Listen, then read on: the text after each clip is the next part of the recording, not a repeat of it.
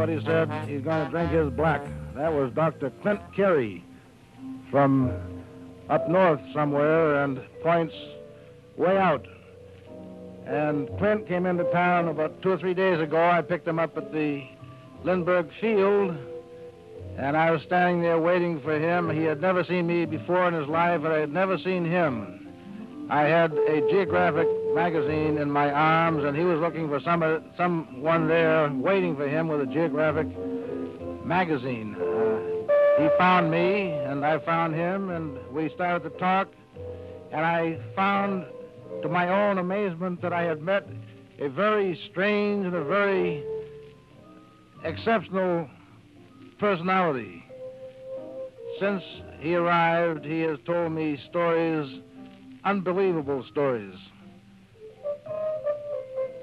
things that I hardly can comprehend, and possibly most anybody would have a hard time. And yet, he is not alone in this field. There are many others that have experienced the same things that he has.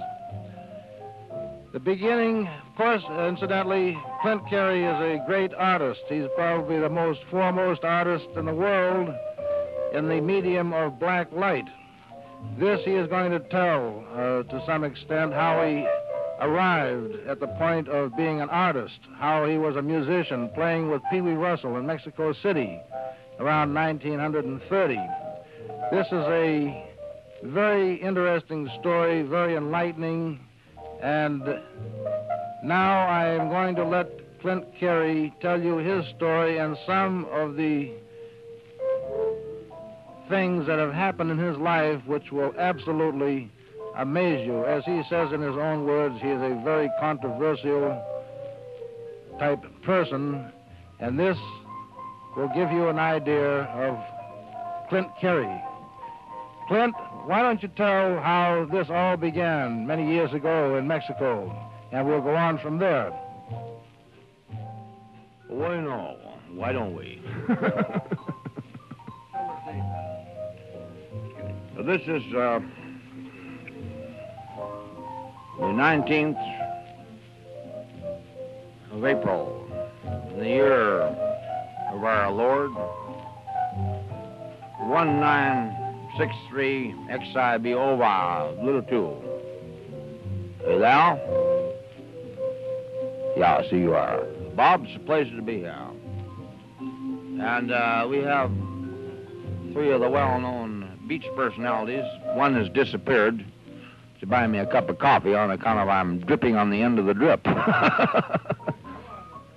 But we do have our friend Bob Oakes, Al, a well-known musician in his time.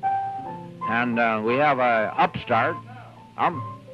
We have an upstart here by the name of Mike. I call him the bearded one. He's very well known on the beach. Believe me, I've been stranded on many beaches.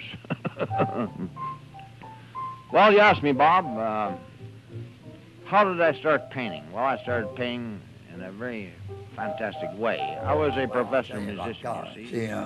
Here on Earth, I'm a great colorist myself, so I know about color. Here we have a color spectrum. See, you have 6 colors. You have red, orange, yellow, blue, violet, and green.